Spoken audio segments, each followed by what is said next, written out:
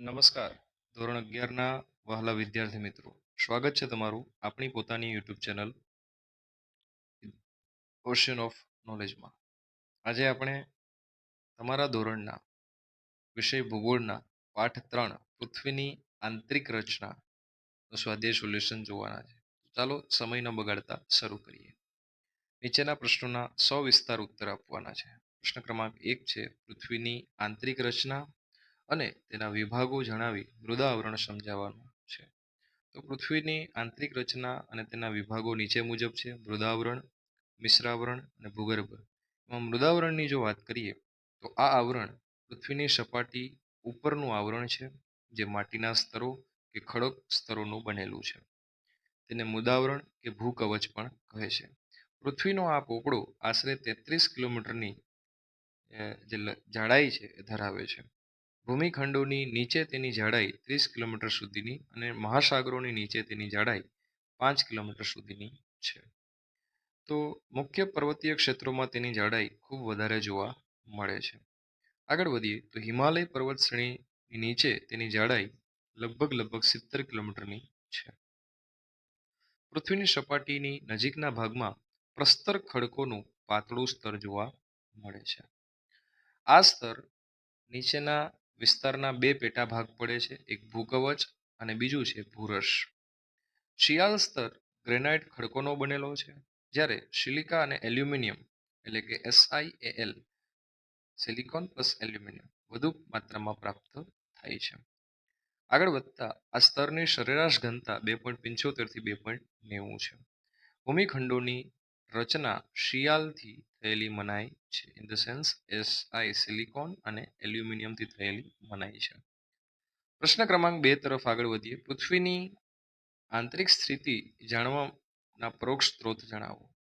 તો એના માટેના જે મુખ્ય સ્ત્રોતો છે એ છે ઘનતા, ઘનતા પર આધારિત સાબિતીઓ, તાપમાન પર આધારિત, ઉલ્કાઓ પર આધારિત, ગુરુત્વાકર્ષણ પર આધારિત, ચુંબકીય સર્વેક્ષણો પર આધારિત, ભૂકંપીય તરંગો પર આધારિત અને પૃથ્વીની ઘનતા છે એ સરેરાશ 5.5 ગ્રામ પ્રતિ ઘન સેન્ટીમીટર છે. પૃથ્વીના ઉપરની સપાટીના જે ખડકો છે એની ઘનતા 2.7 ગ્રામ પ્રતિ ઘન સેન્ટીમીટર છે. જ્યારે મૃદાવરણ નીચે આવેલા અગ્નેય જે ખડકો છે એની ઘનતા 3.5 થી 3.5 ગ્રામ પ્રતિ ઘન સેમી છે. બરાબર. પૃથ્વીના અંદરના જે ભાગો છે એની ઘનતા આશરે 11 થી 12 ગ્રામ પ્રતિ ઘન સેમી છે. પૃથ્વીની ઘનતા 1774માં પહેલી વાર માપવામાં આવી હતી. ઘનતા માપવાનો આધાર જે ન્યૂટન છે એનો ગુરુત્વાકર્ષણનો સિદ્ધાંત છે. બીજું છે દબાણ. તો પૃથ્વીના ઉપરના સ્તરો અને નીચેના સ્તરો પર દબાણ કરે છે, જેથી પૃથ્વીના કેન્દ્ર તરફ જઈએ તેમ દબાણ વધવાને કારણે તેની ઘનતાનું પ્રમાણ વધે છે. જો આગળ જોઈએ તો તાપમાન સામાન્ય રીતે પ્રત્યેક 32 મીટરની ઊંડાઈએ 1 ડિગ્રી સેલ્સિયસ તાપમાન વધે છે. આ દરે પૃથ્વીના કેન્દ્રીય ભાગ છે એનું તાપમાન લગભગ 10,000 ડિગ્રી સેલ્સિયસથી પણ વધારે હોવાનો અંદાજ છે. જ્વાળામુખીના પ્રસ્ફોટન દરમિયાન નીકળતા ગરમ વાયુઓ અને ગરમ પ્રવાહી, લાવા, ગરમ પાણીના ઝરા, ફુવારા, પાણીની વરાળ વગેરે બાબતો સૂચવે છે કે ભૂગર્ભમાં રહેલા પદાર્થો પ્રવાહી તથા વાયુ સ્વરૂપે છે. આગળ જોઈએ તો ઉલ્કાઓ. તો અંતરિક્ષની સપાટી પૃથ્વી પર તૂટી પડતી ઉલ્કાઓથી ભૂગર્ભ વિશે જાણવા માટે સહાયતા મળે છે. ઉલ્કાઓમાંથી લોખંડ અને નિકલ જેવી ભારે ધાતુઓ પ્રાપ્ત થાય છે. તેથી સાબિત થાય છે કે પૃથ્વીના કેન્દ્રીય ભાગમાં ભારે ધાતુઓ જ હશે. પૃથ્વી પણ ઉલ્કાઓની જેમ સૌર પરિવારની જ સભ્ય છે. આગળ જોઈએ ગુરુત્વાકર્ષણ. પૃથ્વીની સપાટીના લગભગ અલગ અલગ ભાગો પર ગુરુત્વાકર્ષણ બળ અલગ અલગ અનુભવાય છે. ધ્રુવોથી જે પૃથ્વીનું કેન્દ્ર પ્રમાણમાં નજીક હોવાથી ધ્રુવો પર ગુરુત્વાકર્ષણ બળનું પ્રમાણ વિષુવવૃત્ત કરતાં વધારે જોવા મળે છે. અને વિષુવવૃત્તથી આપણી જે પૃથ્વી છે એનું કેન્દ્ર દૂર હોવાથી ગુરુત્વાકર્ષણના બળો જે છે એ ધ્રુવો કરતાં ત્યાં વિષુવવૃત્ત પર ઓછા લાગે છે. બરાબર. આગળ જોઈએ તો ભૂપદાર્થોના અસમાન વિતરણને કારણે આવું થાય છે. અહીંયા વધુ અને અહીંયા ઓછું. બરાબર. અને ચુંબકીય સર્વેક્ષણો. તો ચુંબકીય સર્વેક્ષણોથી સાબિત થયું છે કે પૃથ્વીના આંતરિક ભાગમાં ભૂ પદાર્થોનું વિતરણ એક સમાન છે. સાથે સાથે ભૂકંપીય મોજા એટલે કે ભૂકંપ આલેખક, જેને સેસ્મોગ્રાફ કહેવાય, ઘણા લોકોને સેઇસ્મોગ્રાફ વાંચે છે, દ્વારા 3 પ્રકારના ભૂકંપના મોજાઓની નોંધ થાય છે. એક છે એ પ્રાથમિક મોજા છે, પ્રાઇમરી વેવ્સ. દ્વિતીયક મોજા સેકન્ડરી વેવ્સ, અને પૃષ્ઠીય મોજા લોંગિટ્યુડિનલ વેવ્સ. આગળ વધીએ. આ મોજાઓના માપનની નોંધના અભ્યાસને આધારે વૈજ્ઞાનિકોએ પૃથ્વીના આંતરિક ભાગ વિશે કેટલીક માહિતી પ્રાપ્ત કરી છે. જેમ કે મૃદાવરણ, મિશ્રાવરણ અને ભૂગર્ભ, એના 3 ભાગ પાડ્યા છે. અને ભૂગર્ભમાં ફરી પાછા 2 ભાગ છે, બાહ્ય ભૂગર્ભ અને આંતરિક ભૂગર્ભ. અહીંયા આપણો બીજો પ્રશ્ન પૂર્ણ થાય છે. શરૂ કરીએ આપણો ત્રીજો પ્રશ્ન. તો મિત્રો, અહીંયા તમે સ્ક્રીનશોટ લઈ શકો છો, અથવા તો વિડીયોને પોઝ કરી અને લખી શકો છો, કારણ કે ખૂબ જ જવાબ લાંબા હોવાથી હવે હું થોડું એને સ્કીપ તરફ આગળ વધું છું. બરાબર છે? ચાલો આગળ વધીએ મિત્રો. All right. તો જ્વાળામુખી પ્રસ્ફોટન અને વિશ્વની ઊંડામાં ઊંડી જે ખીણી છે કે ખાણ છે, એ દક્ષિણ આફ્રિકાની રોબિન્સન ખાણ છે. આ સોનાની ખાણ લગભગ 4 કિલોમીટરની ઊંડાઈ ધરાવે છે. ખનિજ તેલ શોધવા માટે ખોદવામાં આવેલા કૂવાની ઊંડાઈ 8 કિલોમીટરથી વધુ નથી. આર્કટિક આવશે અહીંયા. આર્કટિક મહાસાગરમાં કોલા ક્ષેત્રમાં 12 કિલોમીટરની ઊંડાઈ સુધી સમારકામ કે સારકામ થઈ ચૂક્યું છે. 6,370 કિલોમીટરની ત્રિજ્યા ધરાવતી પૃથ્વીમાં માણસનો ભૂગર્ભ તરફનો પેટાળ પ્રવેશ ભૂગર્ભ વિશેની વિગતે માહિતી ન આપી શકે તે સમજી શકાય તેમ છે, અને બાકી અંતે વાત છે. તો ચાલો આપણે પ્રશ્ન ક્રમાંક 2 તરફ આગળ વધીએ. શિયાલ એટલે શું? તો હમણાં જ આપણે ઉપરના એક પ્રશ્નમાં જોઈ ગયા. સિલિકોન અને એલ્યુમિનિયમ છે, એને મળીને શિયાલ તરીકે ઓળખવામાં આવે.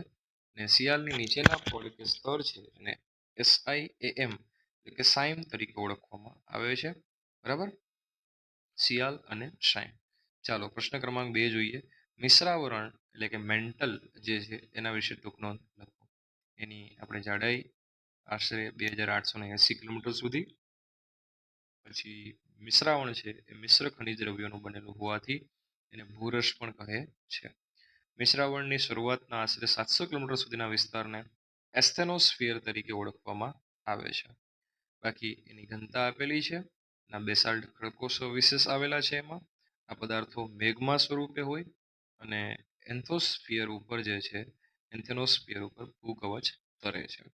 પ્રશ્ન ક્રમાંક 3 ની વાત કરું. ભૂગર્ભ એટલે કે કોર વિશે ટૂંક નોંધ લખો. તો ઘણો લાંબો આનો જવાબ થઈ શકે છે. બરાબર? અને જેટલી પણ રિક્વાયરમેન્ટ છે બધા જ મુદ્દાઓ અહીંયા આપેલા છે, જેને તમે જોઈ શકો છો. વિડીયોને પોઝ કરો, અધરવાઇઝ સ્ક્રીનશોટ લઈ અને તમે આગળ લખી શકો છો. તો ચાલો મિત્રો પ્રશ્ન ક્રમાંક 3 જોઈએ. સંક્ષિપ્તમાં ઉત્તર આપવાના છે. પ્રથમ પ્રશ્ન છે, પૃથ્વીની આંતરિક રચના અનુસાર કેટલા વિભાગ પડે? તો જે વિભાગ પાડી શકાય એ અહીંયા આપણે લખી દીધા છે, મુખ્ય 3 વિભાગ. બરાબર? ચાલો આગળ વધીએ. પ્રશ્ન ક્રમાંક 2. સાયમા સ્તરમાં કયા ખનિજ તત્વો આવેલા છે? તો સિલિકોનનો અર્થ સિલિકા એટલે કે રેતી, અને Ma નો મતલબ થાય મેગ્નેશિયમ એટલે કે સિલિકા અને મેગ્નેશિયમ. પ્રશ્ન ક્રમાંક 3 છે, મિશ્રાવરણ એટલે શું? તો મેન્ટલ કહેવાય જેને. મિશ્ર આવરણ મૃદાવરણની નીચે આવેલું છે. એની જાડાઈ આપેલી છે 2,900 કિલોમીટર, અને મિશ્ર ખનિજોનું બનેલું હોવાથી. પ્રશ્ન ક્રમાંક 4 છે, 1-2 વાક્યમાં ઉત્તર આપવાના છે.